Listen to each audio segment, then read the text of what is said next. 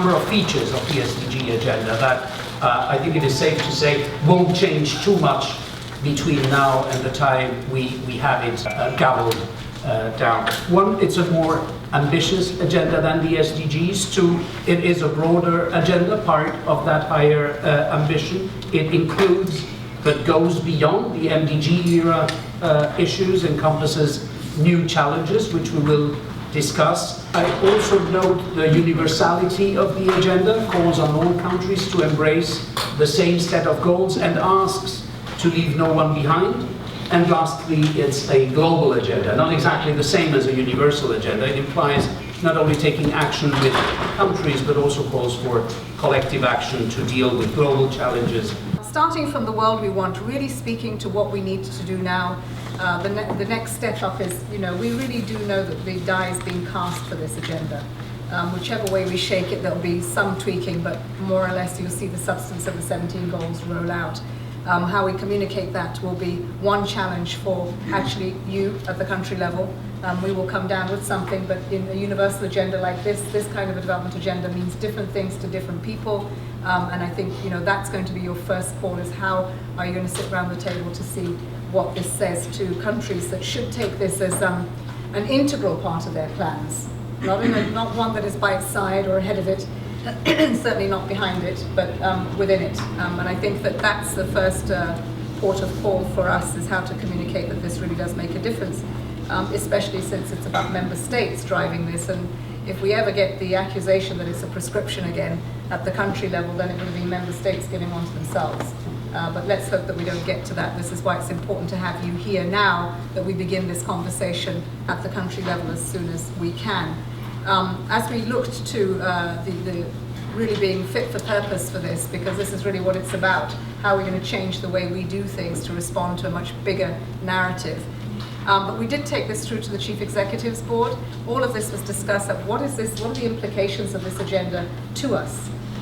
It's one thing at the headquarters to talk about the policy and the plans and what we're going to bring down, but what is it going to mean to our normative work? What's it going to mean to the different things that we're going to see now? And there are two sides of that coin. There was one for us to be fit to address the SDGs and how they would be implemented, but there's the other one that ECOSOC talks about, and I can see John in the room, on what are we really speaking about in the UN system, in the way in which we're structured and funded, and those will also bring about some constraints, and I think they all both have to be spoken to together, because what you're being asked to do is quite huge. The narrative change, I think that for us the struggle is the backdrop that has changed. If we're to be successful, we've got to respond to it, and we can see everyone is different everywhere. The accusation is a sustainable development agenda is everything, including the kitchen sink, and it's not very neat, and it has 17 goals and too many targets. The truth of the matter is the universal agenda isn't very neat, and neither is the situation out there. It's really complex.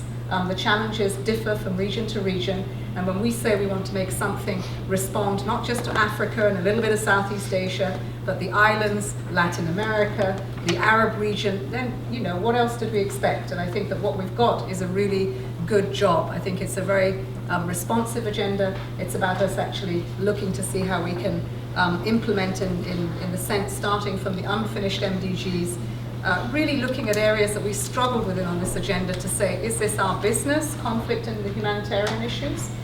Because we stand with the 3 pillars, isn't that somebody else's business? Well, it's ours today, and I think we have to find a way to integrate that into our work, knowing that there are boundaries to what happens within the 3, because they are mutually reinforcing. Our challenge now, to answer the question directly, is as a UN system to translate that into a practical agenda at the country level. That's what we're talking about. And I think that as a UN system, we have much value to add in doing that, in implementing the SDGs, and in sort of monitoring and reviewing their progress. It's important to keep in mind that while we talk about the SDGs, it should be less about just implementing the SDGs, but we need to keep our eye on the results that are encapsulated within the SDGs. What we're trying to achieve is results for people, and if we keep our eye on that, I think it will be easier for us to be able to develop an implementation and monitoring and review framework for countries at the national level. As Magdy mentioned, the Sustainable Development Working Group of the UNDG is working with all of the various agencies within the UN system to develop the guidance and the tools and to put that all together for UN country teams so that you can, in fact, get some practical value from all that we have learned from the past in order to implement the SDGs. Because clearly the top priority for you as UN country teams will be to work with national governments to develop the implementation, budget and monitoring frameworks, and to develop the UNDAFs that are SDG based. So that's the challenge that lies ahead of us. This is going to be really hard. It's going to be hard within the UN. It's going to be hard externally. We have to have a huge amount of compassion for people who don't necessarily see the UN as agents of change or transformation, but rather as agents of the old order. Bretton Woods is exactly what these developing countries, so-called developing countries, are eager to overthrow. And I would suggest humbly that when the new bank that has been just set up by China has been happily quickly joined by a number of European powers, we are not talking about an environment in which Bretton Woods really is going to continue to have much relevance. We have to adapt very quickly to that new environment. And what is it going to take from us to adapt? Because many of us who are so-called on the field are going to feel the heat of that pressure for adaptation much earlier than anybody sitting in New York. And so it will come to your doorsteps first. And you will have to figure out how you're going to manage that in a way that is both diplomatic and that gives you that space.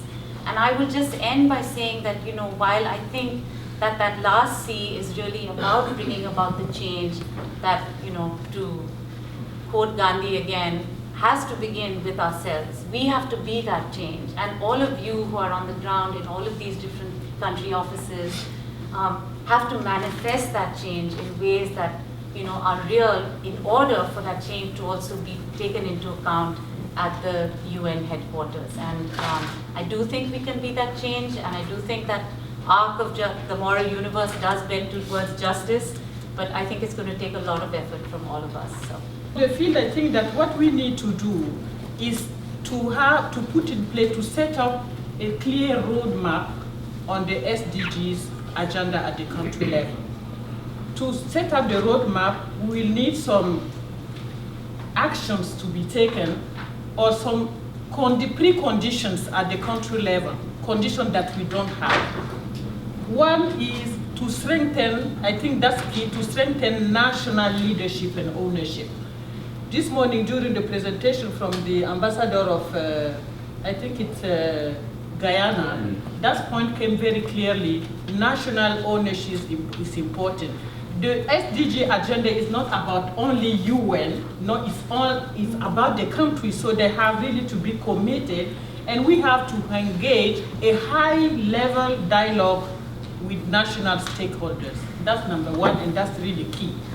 The second thing, I think that we have to put in place a smooth transition plan, because government, even if they are state members, they ask us, it was MDGs, now it is SDGs. So how will we move from the MDGs to the SDGs? I think it's important to put in place a transition plan from the MDGs to the post-2015 recalibration.